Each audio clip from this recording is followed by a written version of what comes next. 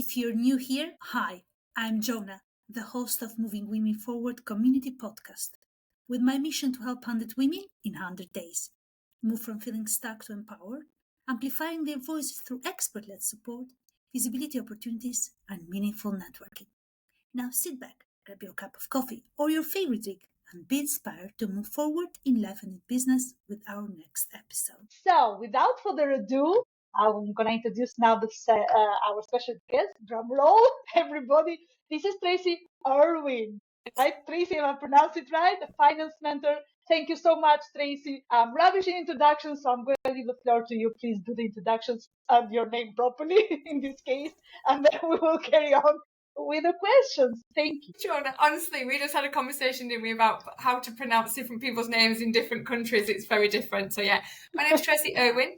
I'm a finance mentor. I've been an accountant for 30 years. I've been a business owner for 25. So whatever position most business women are in right now, I've probably been there. So I sold my practice in 2024. I'm going to say to semi-retire, but that didn't really happen. And I created the Money Metrics Academy.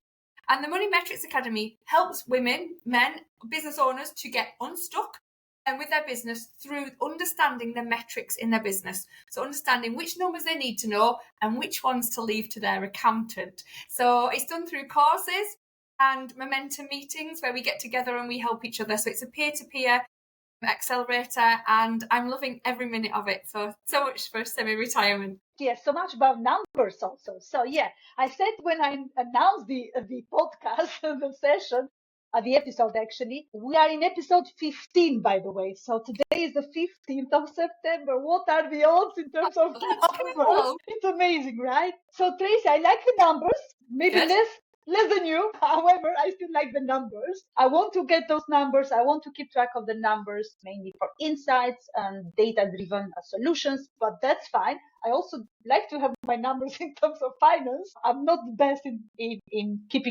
being accountable about my numbers. But what I want to explore with you today is how can we gain this clarity, the financial clarity without feeling intimidated? I'm scared. I don't want to see those numbers. That's what I'm scared of, right? I don't want to. I refuse. Yeah, I think a lot of the time people are scared of their numbers, and I don't think it's because they're going to tell them what they don't want to hear. I think it's because they're not going to understand them. So like my biggest thing is I refuse to talk accountancy jargon. I don't like it. I don't think it's necessary. Business owners are meant to be able to understand their own business. And that's what I want to help other people to do. So like the first place to go is to your accountant and just ask them. Like, so like this, I do a download that's like the 6 make or break numbers in your business. So really for me, every business owner should understand what their break-even point is. So understand exactly what you need to turn over before you even make a profit. It's like a line in the sand. It's like before that, you're not making anything. And after that, then, you don't need to cover your fixed costs anymore. It's all profit to you. So that for me is paramount. And so many business owners don't understand that before they've actually set their prices. And that's quite a scary thought. So it's those kind of numbers. So I won't explain them all, but there is break-even point. There is your desired income turnover. There is your lifetime value of a client. There is your cost per client. There is your business buffer, which is the free cash in your business and probably the most important one. And there is also your turnover to employee ratio. So those 6, those are your starting point.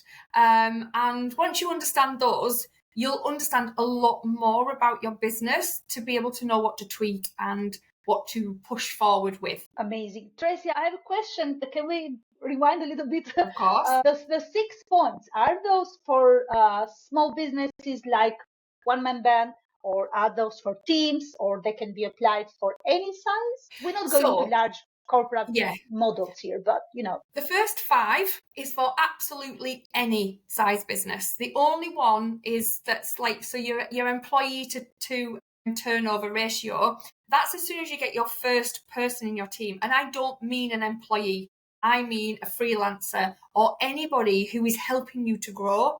So yes, all 6 generally can be for just a solopreneur, because You need to understand the differences between what's a direct cost and what's a fixed cost. And once you've got that concept, all these numbers become dead easy. Promise. Well, yeah, probably. Let's stop at the probably, because No, promise, like, I said. yeah. Not probably. I promise. Okay. I wanted to hear that probably, so therefore I had it probably. That's my intention, probably. Very good. Oh, thank you very much, Tracy. That's very clear. I don't want to go. We're not going here in details of the numbers, what are the points and how they work. That's part of your book, because you have that. You have written a piece of work about those points and the numbers.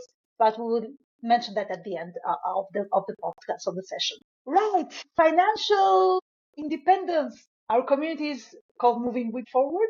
Yeah. And financial independence is a must for any founder who wants and truly wants actually to move forward in business. Obviously, if you don't have that finance independence, you are not building what you are planning to. And you are growing. I'm not sure you are growing in this case, but you are probably not growing as you are expecting to. Tell us more, even so the audience is here and they have tuned for this very reason to hear your experience and your insights. So what does this financial independence truly look for women-led businesses? For me, not necessarily women-led, but this is our community. It's me, because I normally ask other people this question when I'm doing, but for me, financial independence means choices. It means you have a choice. But I want to take you back to when I was 6 years old, and my dinner was on the table. I was in a small like kitchen in the northwest of England, and I had my dinner on the table. It wasn't anything fancy. It was just fish fingers, chips and beans. And I remember, because something was different, and my mum wasn't eating. And it wasn't because she was on a diet, and it wasn't because she wasn't hungry. It's because she wasn't given enough money to feed us all, and she didn't eat. And that moment, along with probably many others, has kind of been why I'm so passionate about financial independence, because she had no choice. She wasn't given the choice to be able to do things. And the thought of people going without food or paying their bills because they don't have the choice to do that, that's what matters to me. And I think when women are in business, like, it takes that mindset to know that they are worth what they want. And knowing your numbers really helps with this, because if you know what you need to live or what you would like to take from your business to live, there's two different numbers, very, very different numbers. There is your minimum of what you need to live, but then there's the number you'd quite like to take because, we want to live a nice life. Knowing those numbers gives you choices on how much you charge. They give you choices on actually what services you provide. And I want everyone to have those choices. That's what financial independence is. It isn't about sitting on a beach, supping a cocktail. I mean, I know I live in Spain, but it isn't about that. It's about having the choice to do what you want, work with who you want, when you want, and how you want. That's a freedom. Yes, a very, very clear, and it's from real life experience. Yeah, it is. Founders also should be looking when they look at the numbers. I was right? a single parent, 19 years old, by the way, and I still worked. There was no way I was not. The thought of being financially dependent on somebody else just never sat true to me at all. So even back at 19 years old, I was still working as a single parent. Tracy, can we stop for a moment here? I know we haven't planned, this wasn't on the agenda, so we haven't planned to talk about this, but I always ask to my guests, would you think that is also the financial independence, or how we have this relation with money, with the finance? Is it also linked somehow with the cultural background? We have women from all walks of life, so we are international communities. So therefore, some of it's generational, some of it's culture. So we see what our parents did, and some of it is mindset. So it's a mixture of all three different things. And the culture one is big because it depends on where you are in the world, actually, how female business women are portrayed anyway. So it's kind of like what's expected. It's what's expected of us as women within any industry. And it's kind of like, even in mine, by the way. So as a fractional CFO, I help businesses as a finance director. And I know in my space, men still get paid more than I do. And it's not about my prices, because like my prices, I'm not the cheapest, but it's like, what is it? What is it about that? Which I haven't got to the bottom of. So I don't think there's a lot of people still don't know. And it's kind of like, so it is a gender thing as well as the culture thing, but it's a lot to do with mindset as well. It's about understanding what your area of expertise is. And once you understand what your difference is that other people don't have, that's the ability to be able to have the confidence in yourself. Because when we're confident in ourselves, we talk different, we act different, we walk different. And it's kind of like people see that. You know, there was a podcast with Stephen Bartlett that I saw, and a lady on it said, you know, women sell more when they wear makeup. And I'm like, at first, I really wanted to push against that. And I was like, why? What difference does it make when I've got makeup on? But it isn't about perception. It's about what we feel about ourselves. When we have makeup on, we've done our hair, we've got dressed up, then actually, suddenly, we feel better about ourselves. So we've become more confident. It isn't what the perception is, it's what we emanate out. Yes. So it's a piece of work within ourselves, basically. That's what we've got to do. But that's a good advice, yeah. I'm not sure I'm 100%, I'm not 100% agreeing with what that podcast mentioned. No, that's what I mean. I wanted to argue against it so much. Yeah. I was like, why? No, not against, but I'm not neither, a pro. Yeah. I've got my own take on that, but that's for another episode probably. So Tracy, we might arrange for another episode. Anytime. At this point. Amazing. Right. So going back to the mindset, going back to what we feel, cultural background, any sort of blocks that we have within ourselves. So what are the common money habits that are holding us back? So a lot of money habits. So money habits already. They are habits already. They are built up, right? I know. A lot of it is, again, to do with our pricing. So we look at what other people charge, and then it's a self-worth thing. Some of it is about spending. So women tend to be one way or the other. It's never like, I've talked to a lot of women, but some are like emotional spenders. So if things aren't going to quite right, they'll just go out and spend money to make themselves feel better about themselves. Or some people have a scarcity mindset where they believe that they can't pay that much for an entire year because what if it doesn't work? And those two different things are very, like, they're opposites, but they can create the same thing. They can make us stuck.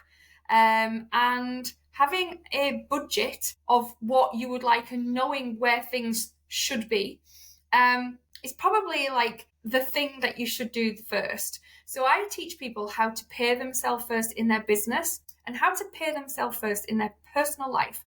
And when I do the personal one, we talk about future self. So when you take out some money out of your business and you don't just put it all in one pot, it should be allocated before you even take it. So for instance, I have a certain percentage that goes towards my future to protect what, when I retire. Then I have a set of money that goes into my joint account with me and my partner.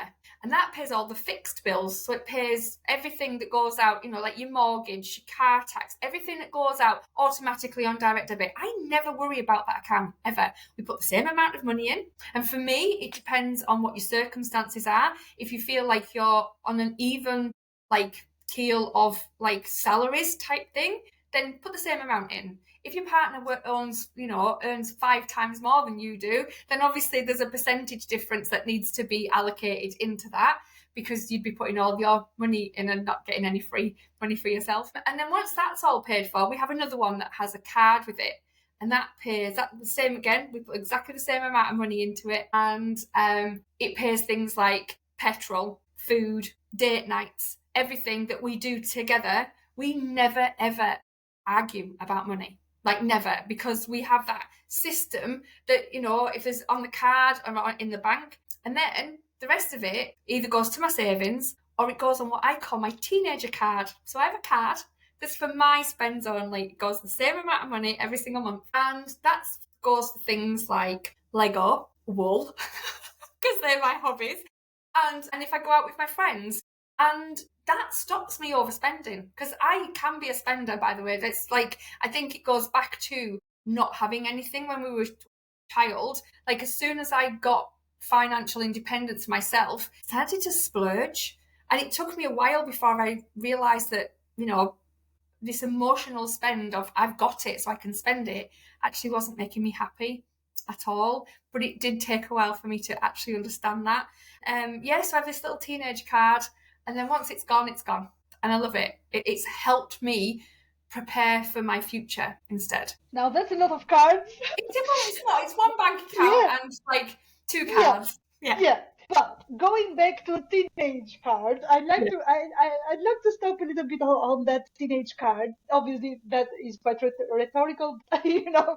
Now, for those that have teenagers, like real teenagers, are you putting that money in a different pot? So this can be, obviously, it is a joke, it can be a teenager, can be, I don't know, any expenses that you are planning for your business. Yes. So do you allocate different pots? When it comes to your business, you really do need different bank accounts. So that teenager card I have, it is literally just a Wise card.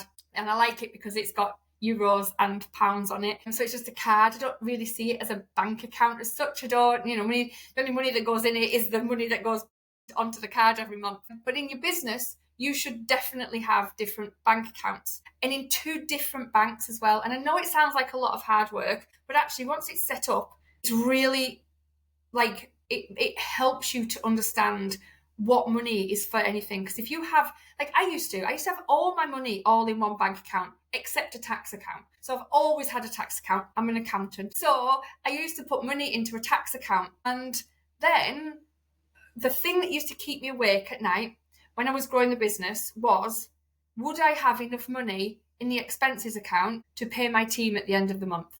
So like the bank account, because of the VAT, used to go up and up and up, and then it go down. And I used to have sleepless nights about whether, if I paid a big bill out of the account, would I be able to pay my team? And I always could, but it didn't stop me having sleepless nights about it. And in the end, I just took a percentage out. So I did another account. I knew exactly how much my team were costing me because they're all productive. So it was like a cost of sale. So you just had to put a percentage into another bank account. And I never worried about my salaries ever again, because I knew that that money was safe every week when the more money came in. We used to put the percentage away, and there was always enough to pay the team.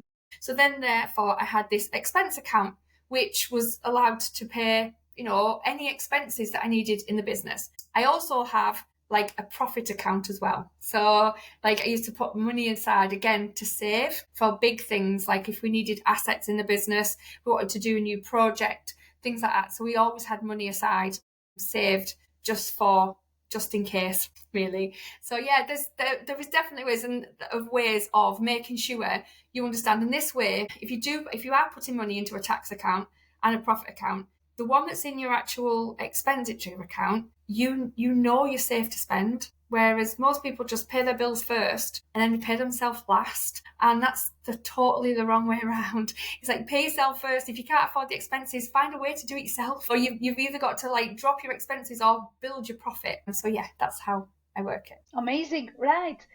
So boiling it down, basically. Is it like that? So I think it's missing a little element in businesses. In my opinion, it's the structure. So I think people get lost in too many things, too many ideas, too many ways. But the structure, financial structure, business structure, idea structure, I don't know, social media structure, whatever we're doing, website, even the website, it has to have a little structure. Otherwise, it's not doing the work. So this is my take, isn't it? Tracy, please back me up. No, it's true. You need a process for absolutely everything. If there's no process in your business, it can happen one way or the other, month after month. It can be different all the time. If you have a process and system, and it's consistency, so like the going back to the bank account things, the money used to go into the income, well, it still does. It goes into the income account, and then all the income account does, the purpose that it has is every Friday I look at it and I put the percentages into the other ones, which are all working accounts. And that process meant I never worried about cash because I was doing the process and doing the system.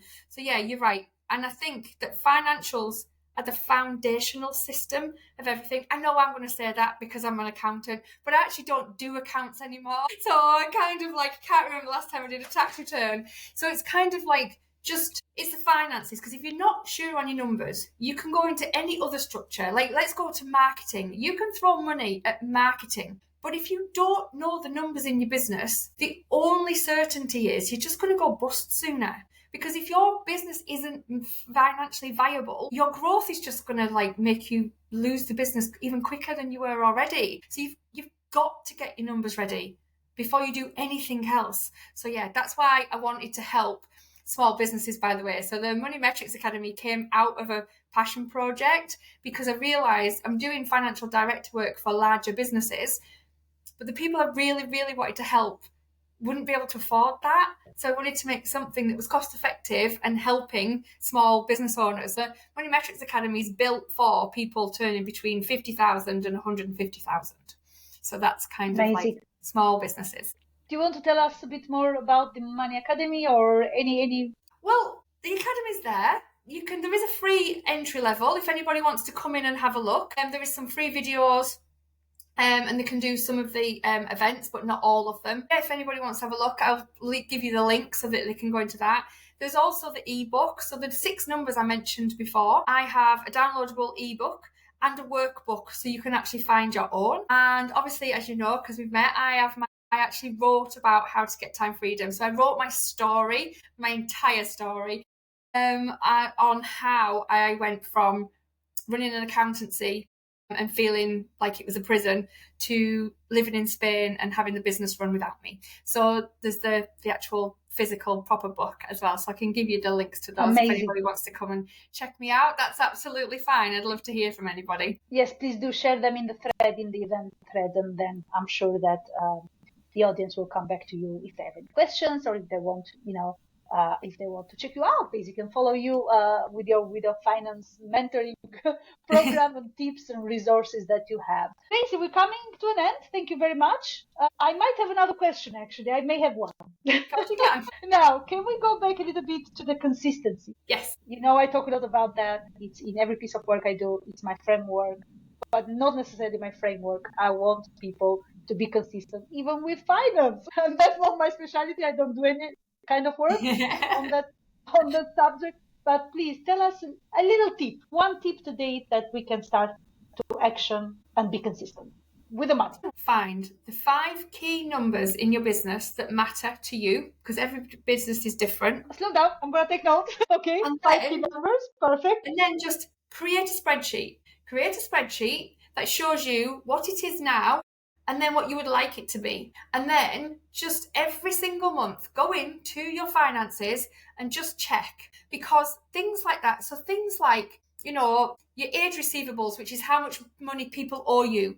Just keeping a track of that, just to make sure that it doesn't go over a certain amount, because then, you're not getting people aren't paying you quickly enough. Things like your marketing spend. So people get really excited about doing new marketing, especially when it's direct marketing online and stuff. Have a percentage. Say you only want to spend, or actually, I'd say the more you can spend, the better, because you're going to grow. But it doesn't always work like that. So when you're testing something, say I want to spend 10% on it, track it. Just go in, look at your turnover, look at your marketing spend and see what the percentage is, and track it every single month so that nothing runs away from you. And that's it. Just find the 5 key numbers, set up a spreadsheet and just track them every single month. And then you can see whether things are going okay or not going okay. Because I know what you said before about sometimes you're worried about the numbers, but actually having sight of them and be able to see them makes you fix them so much sooner. And it's never, never as hard as you think it's going to be. the very beginning, probably. The No. probably word, right? With the probably, yes. I am actually launching at Christmas. It's in design stage at the minute, but I'm actually launching the Money Mindset Journal for small business, for entrepreneurs. So Amazing. I'm going to send you a copy because I need you to read it. Sweet. Yes. Yeah. I'd love for you. Yeah. You can also come and talk, to the community if you want to a little talk about that, or a masterclass. Thank you. Or if Christmas, you want that'd to be share. lovely. Yeah, that'd be nice. Right. Okay. All right, Tracy. So much fun talking about numbers. Who would have thought? Numbers are fun. I said that. I enjoyed it. Thank Tracy. you so much for having Thank me. you for being on the episode, and thank you everybody for tuning in today or watching the replay. You better do that because Tracy is going to share some links that you can find out, resources and other things that support your business. Stay tuned for next week, Monday at 12 p.m. UK time, for another episode with another stellar guest talking about all things business. Thank you, Tracy, and chat soon, everybody. Bye-bye. Bye-bye.